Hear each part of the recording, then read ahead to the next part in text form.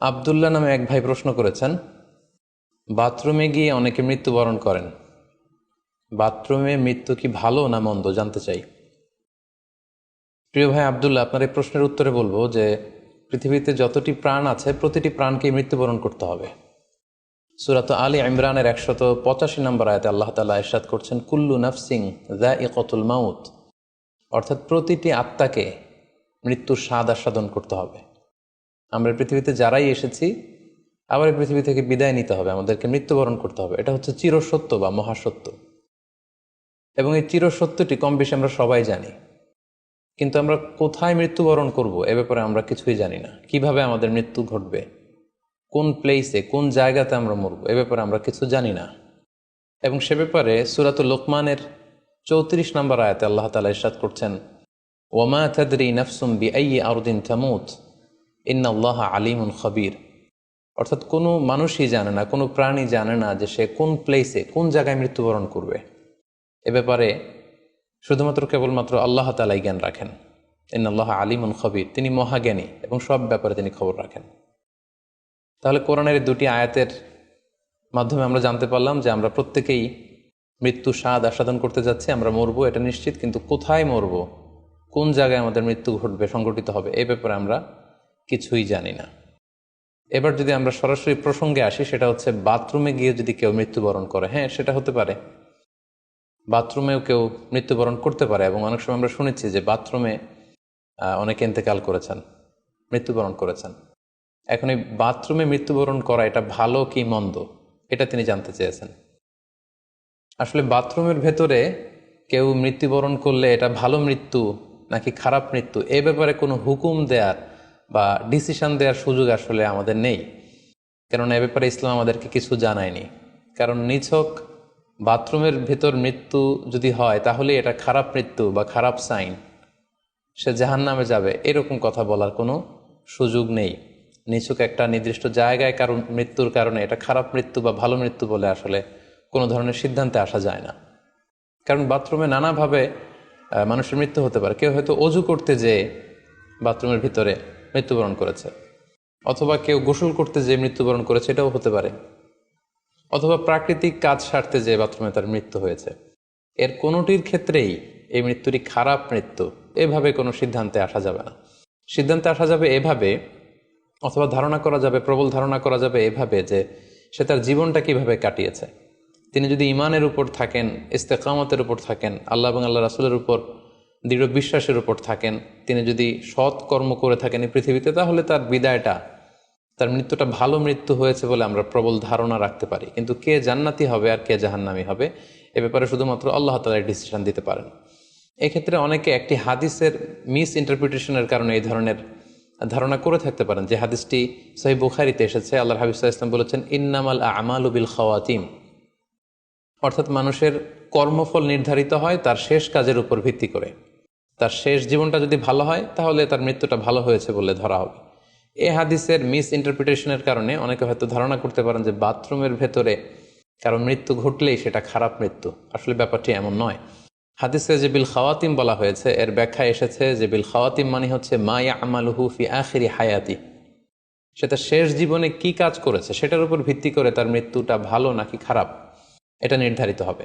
অনেকের এমন হতে পারে যে জীবনের শুরুতে তিনি ইসলামকে মানতেন না, আল্লাহকে বিশ্বাস করতেন না, কিন্তু শেষ জীবনে এসে তিনি বিশ্বাসী হয়েছেন, তিনি সৎকর্ম করেছেন এবং সেটার উপর অটল থেকেই তার মৃত্যু হয়েছে। সেক্ষেত্রে আমরা প্রবল ধারণা করতে পারি এবং আশা করতে পারি যে তার মৃত্যুটা ভালো হয়েছে।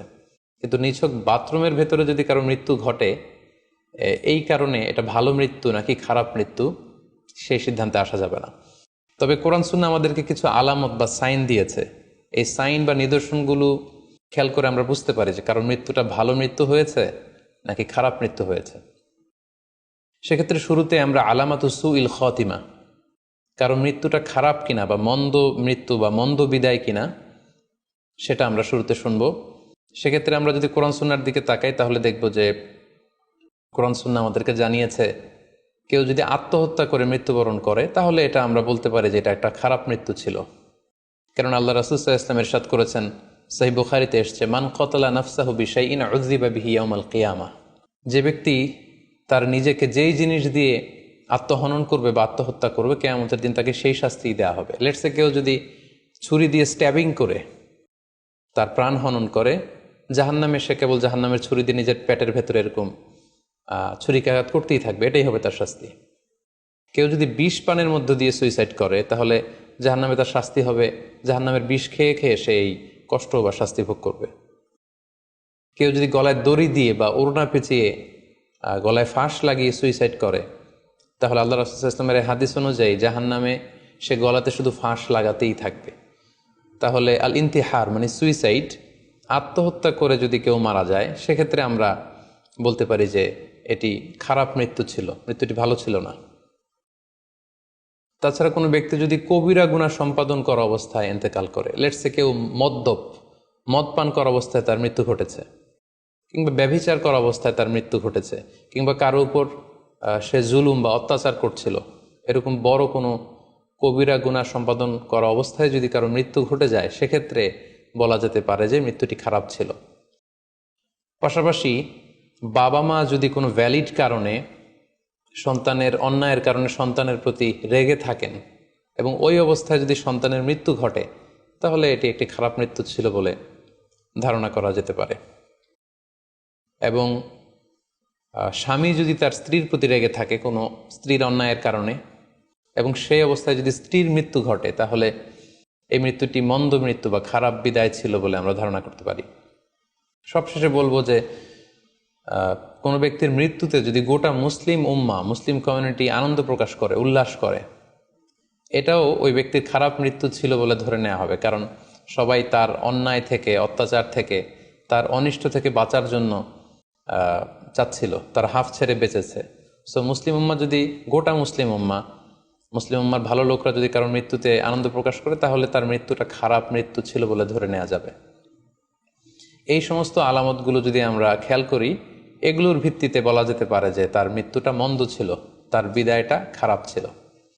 এবার আমরা যদি হুসনুল খাতিমা অর্থাৎ ভালো বিদায়, কোনো ব্যক্তি যখন আমাদের থেকে বিদায় নিল, মৃত্যুবরণ করলো, তখন আমরা কিভাবে বুঝবো যে বিদায়টা ভালো ছিল এবং এই লোকটা আশা করি যে জান্নাতি হবে, এটা আমরা কিভাবে বুঝবো? প্রথমত বোঝার মাধ্যম হচ্ছে আন-নুতকু বিশ-শাহাদাতি ইনদাল মাউত। মৃত্যুর সময় যদি কেউ আল্লাহর জিকির করা অবস্থায়, আল্লাহকে স্মরণ করা অবস্থায়, কিংবা শাহাদাত বাণী পাঠ করে যদি মৃত্যুবরণ করতে পারে, তাহলে আশা করা যায় যে এই মৃত্যুটা খুব ভালো মৃত্যু হয়েছে। কারণ আল্লাহ রাসূল সাল্লাল্লাহু আলাইহি ওয়াসাল্লাম সুনানে আবু দাউদের এক বর্ণনায় ইরশাদ করেছেন, মান কানা আখিরু কালামিহি লা ইলাহা ইল্লাল্লাহ, যে ব্যক্তির শেষ বাক্য হবে লা ইলাহা ইল্লাল্লাহ এবং এই কালিমাতুত তাইয়্যিবা, এটা পরে যদি কেউ শেষ নিঃশ্বাস ত্যাগ করতে পারে, তাহলে সে জান্নাতে প্রবেশ করবে বলে আল্লাহ রাসূল সাল্লাল্লাহু আলাইহি ওয়াসাল্লাম আমাদেরকে সুসংবাদ দিয়েছেন। তাহলে মৃত্যুর আগে কালিমা পরে মরতে পারা, এটা একটা সৌভাগ্যের বিষয় এবং এটা একটা ভালো সাইন। পাশাপাশি বিশ্বাসী ব্যক্তিরা, ইমানদাররা যখন মৃত্যুবরণ করে, তখন তাদের কপাল ঘেমে যায়। অর্থাৎ মৃত্যুর পরে মৃত ব্যক্তির কপালে হাত দিয়ে যদি আমরা দেখতে পাই যে কপাল ঘেমে আছে, সোয়েটিং, প্রচণ্ড ঘামছে, এটা দেখেও আন্দাজ করা যেতে পারে বা ধারণা করা যেতে পারে যে মৃত্যুটা ভালো হয়েছে। কেননা সুনানে তিরমিজির বর্ণনায় আল্লাহ রাসূল সাল্লাল্লাহু আলাইহি ওয়াসাল্লাম ইরশাদ করেছেন, আল মুমিনু ইয়ামুতু বিআরাকিল জাবিন, বিশ্বাসীরা যখন মারা যায় তখন তাদের কপাল ঘেমে যায়। সো অনেক আল্লাহওয়ালা ভালো মানুষের মৃত্যুর পরে আমরা এটা দেখেছি বা শুনেছি যে ইন্তেকালের পরে তাদের কপাল ঘেমেছিল, এবং সেটা দেখে কিন্তু বোঝা যাবে যে মৃত্যুটা ভালো ছিল। পাশাপাশি জুমার রাতে যদি কেউ ইন্তেকাল করে, বৃহস্পতিবার দিবাগত রাতে, নিঃসন্দেহে সেক্ষেত্রে লোকটার ইমানদার হতে হবে, সৎ ব্যক্তি হতে হবে। সেক্ষেত্রে এটা একটা ভ্যালিউ অ্যাড করবে যে জুমার রাতে সে ইন্তেকাল করেছিল।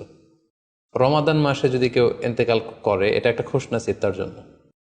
পাশাপাশি হজের সফরে যদি কেউ, হজের যে দীর্ঘ সফর, এই সফরে যদি কেউ ইন্তেকাল করে, এটা একটা ভালো মৃত্যু বলে ধর্তব্য হবে। পাশাপাশি কেউ যদি জেহাদের ময়দানে শহীদ হওয়ার সৌভাগ্য লাভ করে, নিঃসন্দেহে এটা সবচেয়ে শ্রেষ্ঠ মৃত্যু। আল্লাহ তাআলার কাছে সবচাইতে শ্রেষ্ঠ মৃত্যু হচ্ছে শাহাদাতের মৃত্যু, এবং শহীদের দেহ থেকে গড়ে গড়ে পড়া, মাটিতে পড়া যে রক্তের ফোঁটা, এই ফোঁটাটা আল্লাহ তাআলার কাছে খুব প্রিয়। সো নিঃসন্দেহে শাহাদাতের মৃত্যু এটা পৃথিবীর শ্রেষ্ঠতম মৃত্যু। এবং সৎ কাজ করা অবস্থায়, কোনো আমলে সলেহ ভালো কাজ করা অবস্থায় যদি কারো মৃত্যু ঘটে, লেটসে কেউ তেলাওয়াত করছিল, হি ওয়াজ রিসাইটিং দ্য হোলি কোরআন, ওই অবস্থায় তার মৃত্যু হয়েছে। কিংবা রোজা মুখে ছিল, সে অবস্থায় তার মৃত্যু হয়েছে। অথবা সেজদায় পড়েছিল, সেজদারত অবস্থায় তার মৃত্যু ঘটেছে। এগুলো হুসনুল খাতিমা অর্থাৎ ভালো বিদায় বা ভালো মৃত্যুর আলামত।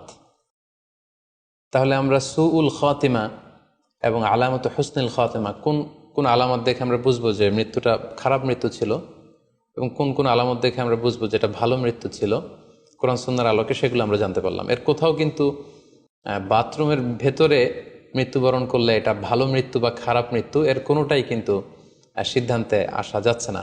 সেক্ষেত্রে সেই ব্যক্তি তার শেষ জীবনে কেমন আমল করেছে, তিনি কি ইমানদার অবস্থায় ছিলেন, তিনি কি সৎকর্ম করেছেন, তিনি কি সালাত আদায় করতেন কিনা, এগুলোর উপর ভিত্তি করে তার মৃত্যুটা ভালো মৃত্যু বা খারাপ মৃত্যু সেটা আমরা বলতে পারবো। কিন্তু নিছক কেবল বাথরুমের ভেতরে কারো মৃত্যু হলেই সেটা মন্দ মৃত্যু, খারাপ মৃত্যু, অপমৃত্যু, এরকম ধারণা করার কোনো সুযোগ নেই।